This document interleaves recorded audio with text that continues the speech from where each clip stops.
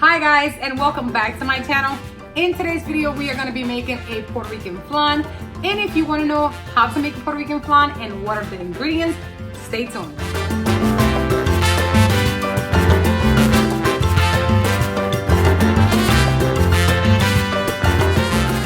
Alright, so these are the ingredients that I'm going to be using to make this flan. It's going to be evaporated milk, sweetened condensed milk,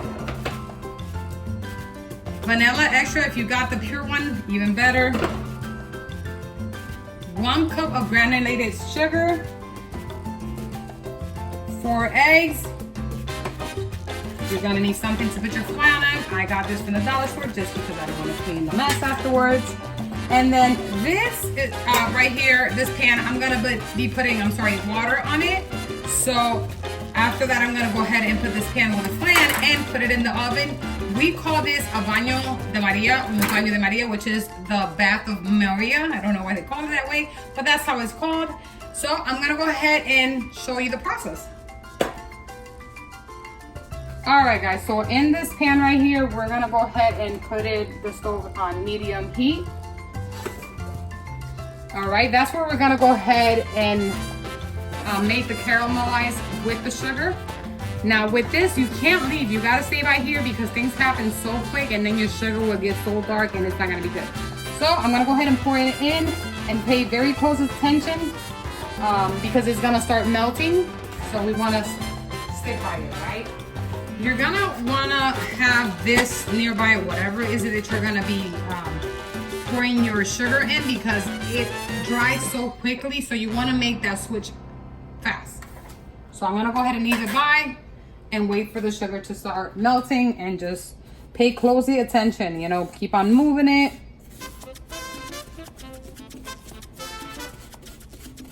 I'm just gonna start by letting you know that also if you go in the description down below, I have a couple more recipes that you might want to check out. I am starting with this whole cooking thing, so I don't have a lot, but trust me, there will be more. All right, so the sugar is almost there. It has a couple more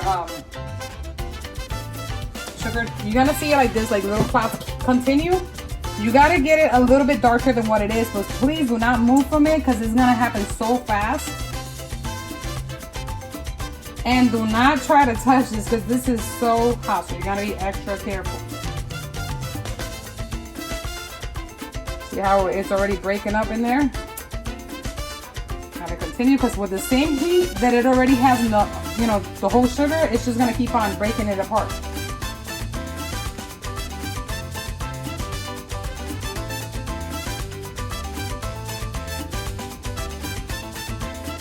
Okay, I'm gonna go ahead and turn it off. We're almost there. You don't want it to get burned either. You want that little bit of darker color, but not too dark.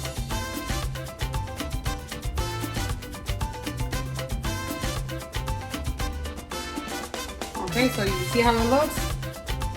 As long as you don't see none, no sugar, like little balls or anything, you could go ahead and pour it in. So this is why we want to put this first in because it's going to dry so fast, guys.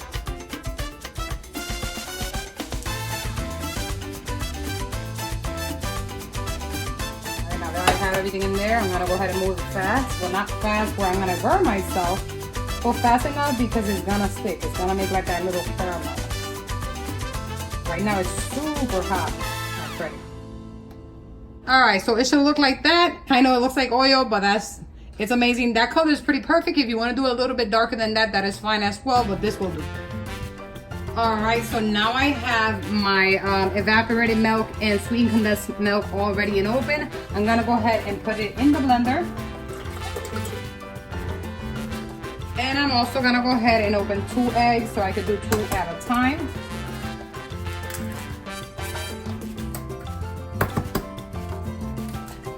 And then from your vanilla extra, you're gonna add about a teaspoon of it.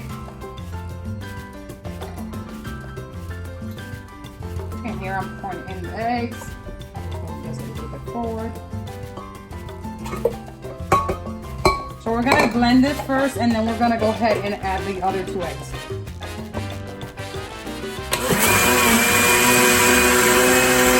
Now we're gonna add the last 2 in here.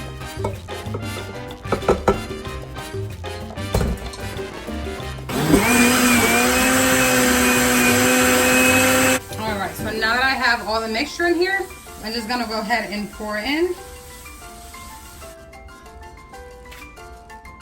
Alright, so what I suggest you do is to move your racket to the front. That's personal me, that's how I do it.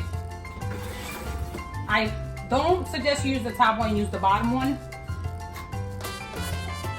Alright, so my husband is putting the water in all around, like I said, that baño de Maria. If you want to do it before, you know, and then drop it in, I guess for me, that's the best way to go. But this is how my husband wanted to help me, so it's fun. Alright, so that's good. Somewhere around halfway, so it could keep it a little bit elevated, not much, because this is not the right one I want to use, guys, but it's going to work as well.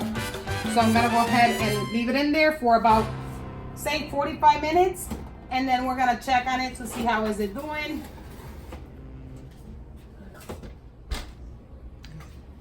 All right, so we're gonna go ahead and check on that flan.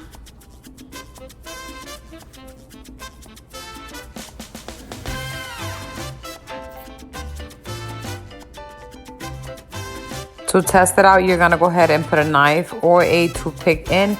If it comes out wet or like gooey, that means it's not done. Put it back for another 5, 10, 15 minutes. Mine took total 1 hour.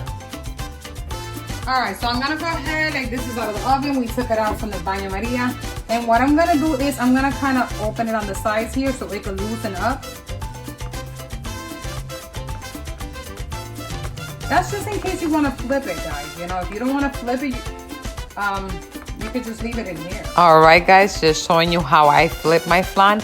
I put one hand on the bottom and one on top. Of course, I'm using a cutting board because it's still hot. Make that quick flip, and then once you start like taking off the tray that you were cooking your flan in, if it feels loose, go ahead and pull up, and that is it, guys. I mean, it's gonna look nice and shiny. It should look like this. If you enjoy this recipe, please give me a big thumbs up and share with your families and friends, and I hope I'll check you out in my next video. Peace.